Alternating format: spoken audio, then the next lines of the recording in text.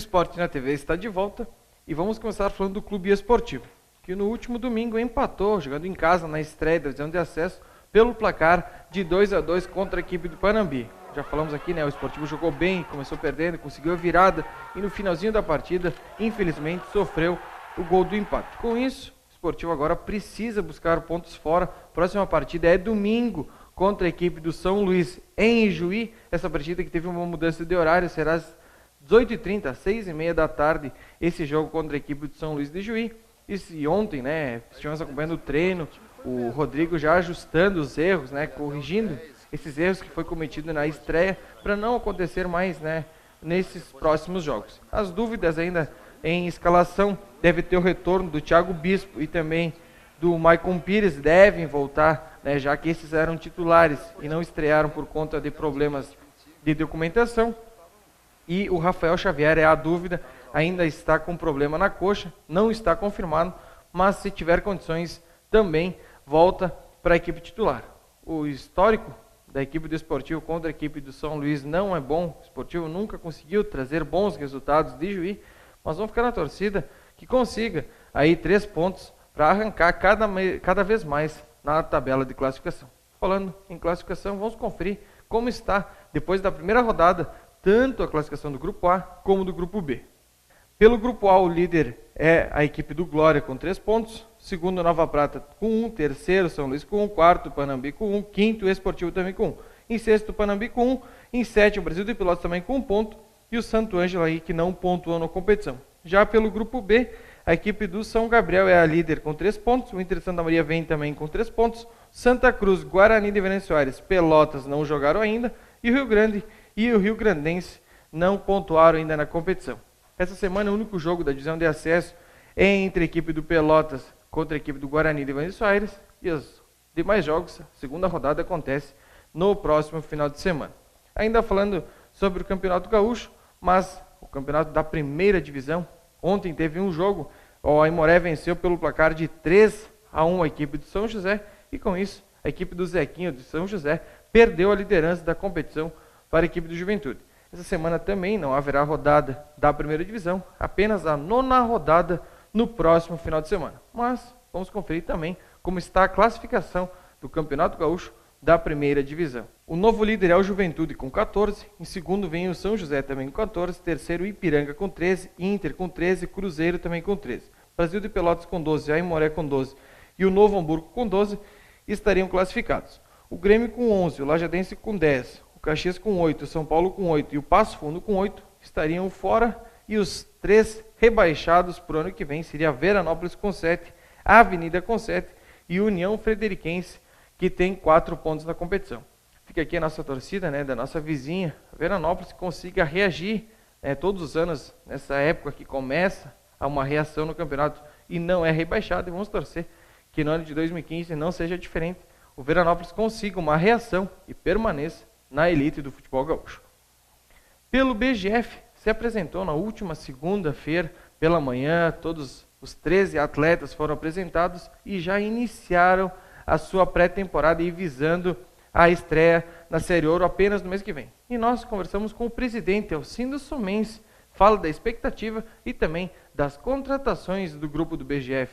Expectativa importante, sabendo das dificuldades que a gente vai encontrar nesse campeonato, né? Todas as equipes investiram, visto não ter rebaixamento no ano passado e esse ano rebaixar 2 equipes, sabendo também que classificam apenas 8 equipes e dessas 8 a gente poderia incluir as 4 da Liga Nacional. Então, a gente diria que teria 4 vagas para mais 10 equipes. Então, um campeonato muito difícil. A gente conseguiu trazer 5 contratações pontuais, jogadores experientes, né, para suprir a necessidade e manteve a base. A gente acabou perdendo o Capa, né, foi servir o quartel, mas a gente sabe que com esse plantel que a gente trouxe mais qualificado, aumenta ainda mais a nossa responsabilidade, tanto minha quanto a do Vanner. Mas a gente está apto a encarar esse desafio, né? E espera que no final dessa primeira fase, dia 5 de outubro, a gente possa ter colocado o BGF entre os 8 melhores do estado, primeiramente. E os treinos físicos já iniciaram com o Kelmo, preparador físico da equipe. Claro que ainda estão treinando no campo do Municipal, devido ao Bento Vôlei estar utilizando a quadra do ginásio municipal, então eles estão fazendo os treinos físicos lá no campo e puxando bastante. O Kelmo, pela primeira vez que tive o contato com ele, puxa bastante a equipe e mostra que por preparo físico a equipe não vai sofrer como sofreu no ano passado. E durante o treinamento nós conversamos com ele, que ele fala da expectativa e também do seu planejamento de atuação na equipe da BGF. Primeiro eu agradeço a oportunidade, né, da diretoria ter dado, assim, apostado numa pessoa que vem tão de longe, mas a expectativa é muito boa. Me preparei muito e estou muito confiante, não só no meu trabalho, o time vai correr bem, mas também na parte tática e no desempenho de cada jogador. A gente vamos chegar bem longe nesse ano. Desse começo agora eles estão fazendo algumas avaliações, estamos avaliando individualmente cada atleta para a gente colocar a carga de cada um. Estão fazendo um planejamento, né? E também não estou querendo sair tanto da bola, porque é muito importante esse trabalho tático. Kelmo, que veio de fora, foi uma aposta da equipe da BGF e, pelo que deu para perceber em conversas com a diretoria, gostaram muito do início do trabalho e fica aqui o meu desejo de sucesso ao Kelmo, que possa fazer um ótimo trabalho aqui no Bento Gonçalves Futsal. E também teve o retorno de alguns atletas. E o Piolho foi um deles que em 2012 foi artilheiro da equipe, vem com uma responsabilidade maior no retorno à BGF, e nós conversamos com ele, ele fala aí da expectativa desse retorno e da responsabilidade que terá, mais uma vez, frente à equipe da BGF. Eu acho que a expectativa tem que ser positiva, né? Quando você vai para um clube, independente aonde for, você vai para fazer o seu trabalho e procurar fazer bem feito junto com seus companheiros de equipe. Eu acho que a nossa expectativa para esse ano é classificar, com certeza, entre os 8, primeiramente, e buscar uma vaga entre os 4, né? Para poder decidir em casa.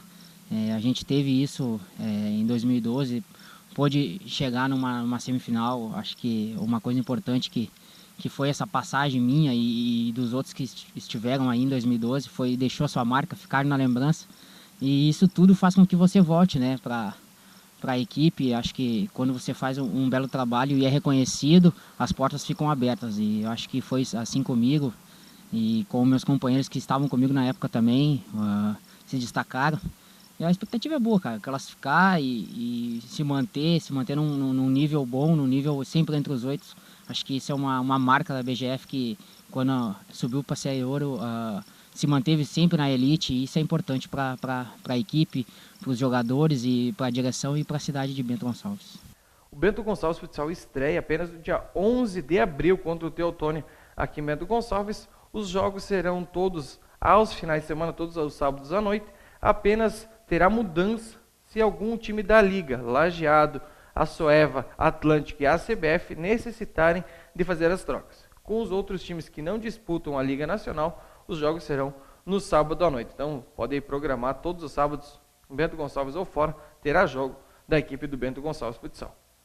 Pelo Bento Vôlei, continua, né, e segue treinando visando o jogo do próximo sábado contra a equipe do Três Corações, jogando fora de casa, um adversário direto, né, porque o Três Corações também investiu e briga por uma vaga, e a única vaga que terá para voltar a jogar Superliga A, e o Bento Vôlei necessita de uma vitória por 3-0 e 3-1 para chegar mais tranquilo e decidir a primeira colocação em casa contra a equipe do SESI. Vamos ficar na torcida, né? Depois da vitória do último sábado por 3-2, perdeu a liderança do SESI, joga agora com Três Corações e encerra a primeira fase contra a equipe do SESI em Bento Gonçalves. Lembrando que quem termina na primeira colocação na primeira fase terá a decisão do vôlei na sua casa. E aí é o que o Bento Vôlei quer, decidir aqui em Bento Gonçalves essa grande final. E pelas competições amadoras aqui de Bento Gonçalves, a expectativa para o início da Copa Amizade no sábado à tarde. Já está aquela velha rivalidade no Facebook, nas redes sociais, em conversa com os jogadores. As 28 equipes que participarão esse ano, todas querendo o título aí, que não poderia ser diferente, mas fica aqui meu pedido, antes do início da competição, já deixo aqui a minha deixa, né, que possa não ter rivalidade dentro do campo, seja lá querendo ganhar, mas não com brigas, com torcidas, que o ano passado teve um jogo que teve briga com torcida, isso não é bom para a competição. Fica aqui o desejo de sucesso a todas as equipes, sabemos que apenas uma vai ser campeã, e a TV Cidade vai estar aí cobrindo todos e repercutindo essa competição, Copa Amizade, que inicia no próximo sábado, tá certo? Então, quem quiser mandar e-mail para o nosso programa é esportenatv@atvc.com.br. Quem quiser ver vídeos e notícias, acesse o nosso site, que é www.atvc.com.br. E eu volto aqui na sexta-feira repercutindo, com certeza, todos os jogos da Copa Amizade. Então, um bom restinho de semana a todos e até sexta-feira.